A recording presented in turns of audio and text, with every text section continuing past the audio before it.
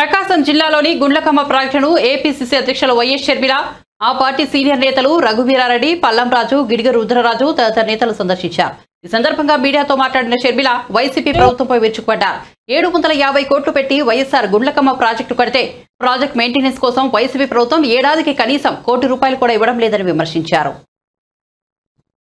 ప్రాజెక్టును సందర్శించడానికి ఇక్కడ ప్రకాశం జిల్లాలో ఓబుల్రెడ్డి గుండ్లకమ్మ ప్రాజెక్టు దగ్గర కాంగ్రెస్ పార్టీ ఈ ప్రాజెక్టును సందర్శించడానికి ఇక్కడ ప్రజలు పడుతున్న ఇబ్బందులను చూసి ప్రపంచం దృష్టికి తేయడానికి ఇక్కడికి రావడం జరిగింది. ఈ ప్రాజెక్టు రాజశేఖర్ రెడ్డి గారు జలయజ్ఞంలో భాగంగా తలంచిన ప్రాజెక్టు. ఈ ప్రాజెక్టు వల్ల దాదాపు 1,00,000 ఎకరాలకు సాగునీరే కాకుండా ఒంగోలు పట్టణంతో పాటు 12 మండలాలు తాగునీరు కూడా ఇచ్చే ప్రాజెక్టు.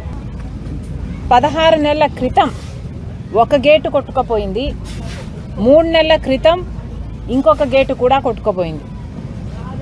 కేవలం మెయింటెనెన్స్ లేక ఈ ప్రమాదం జరిగింది అని ఎస్సీ గారే స్వయంగా చెప్పడం జరుగుతుంది. 5 సంవత్సరాలుగా ఈ ప్రాజెక్టు మెయింటెనెన్స్ చేస్తున్నా ఈరోజు ఈ ప్రమాదం వచ్చేదే కాదు. జగనన్న గారు గత 5 సంవత్సరాలుగా ముఖ్యమంత్రిగా ఉన్నారు. జగనన్న గారు రాజశేఖర్ రెడ్డి గారి ఆశయాలను నిలబెడుతున్నాను అంటున్నారు. రాజశేఖర్ రెడ్డి గారు 750 కోట్లు పెట్టి ఈ ప్రాజెక్టును కడితే మీరు కనీసం సంవత్సరానికో లేకపోతే 2-3 సంవత్సరాలకు ఒకసారో 2 కోట్లో 4 కోట్లో రిలీజ్ చేసినా ఈ మెయింటెనెన్స్ పనులు జరుగుతాయి.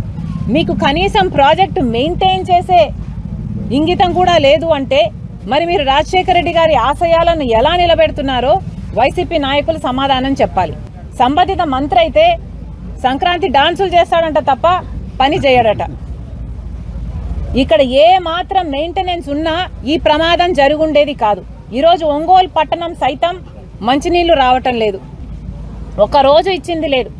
ఈరోజు కనీసం 2-3 రోజులకు ఒకసారి కూడా నీళ్లు రావట్లేదు తాగడానికి. నేను చెప్తున్నది తాగే నీళ్ళు, మంచి నీళ్ల కోసం. రాజశేఖర్ రెడ్డి గారి సంక్షేమ పాలనే మేము అందిస్తున్నామని చెప్పుకుంటున్న మీరు కనీసం రాజశేఖర్ రెడ్డి గారు కట్టిన ప్రాజెక్టును మెయింటెనెన్స్ కూడా మీరు చేయకపోతే మీరు ఎలా వారసులు అవుతారు?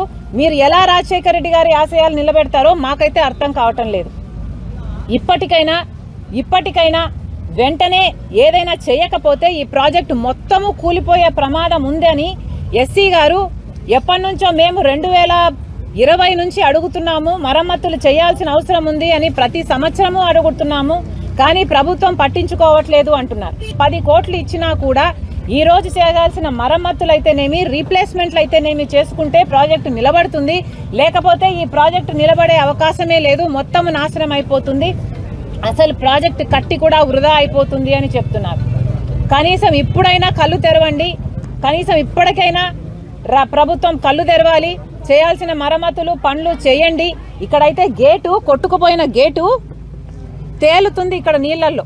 మీ పనితీరు ఇది అని ఆ గేటే